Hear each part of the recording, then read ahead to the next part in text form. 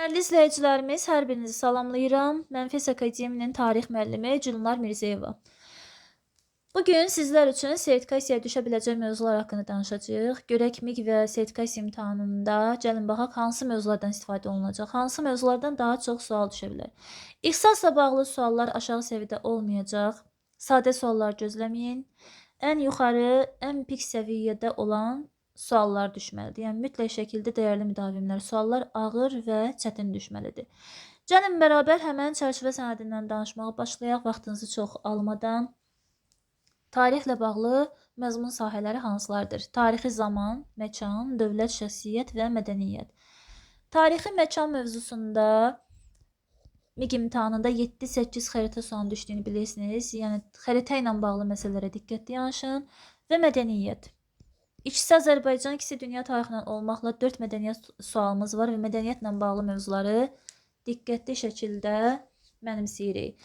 Məzmun sahələri üzrə mövzulara baxanda tarixə yardımçı elmləri görürsünüz. Yəni bu etnoqrafiya, paleoqrafiya, numizmatika və digərləri, heraldika və s.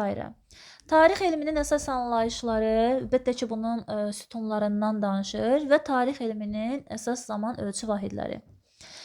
Məsələn, miladidən hicri təqviminə keçid və ya hicri təqvimindən miladi təqviminə keçid, Yunan və Roma təqvimlərindən istifadə.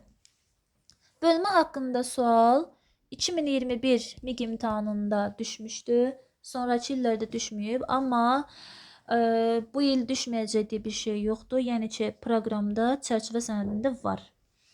Azərbaycan tarixi ilə bağlı çox danışmayacağım. Gördüyünüz kimi ən qədim zamanlarda, yəni daş dövründən başlayaraq ən son əməliyyatlara kimi, müasir dövrə kimi bütün bölmələri əhatə edir.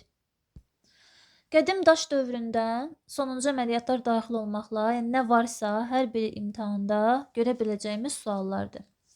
MİQ-ə hazırlaşan müəllimlərin diqqətinə bir əsas məsələni çatdırım ki, mütləq şəkildə ən son nəşrlərdən istifadə olunsun. Gəlirik dünya tarixinə, ümumi tarix, qədim şərq sivilizasiyaları, Misir, qədim iki çay arası. Gördüyünüz kimi iki çay arasına sizə sadəcə lazımdır Şumer, Babil və Finikiya. Sonra baxırıq sizdən qədim Hindistan, qədim Çin və mədəniyyət. Hindistan, Çin və mədəniyyət istəyir.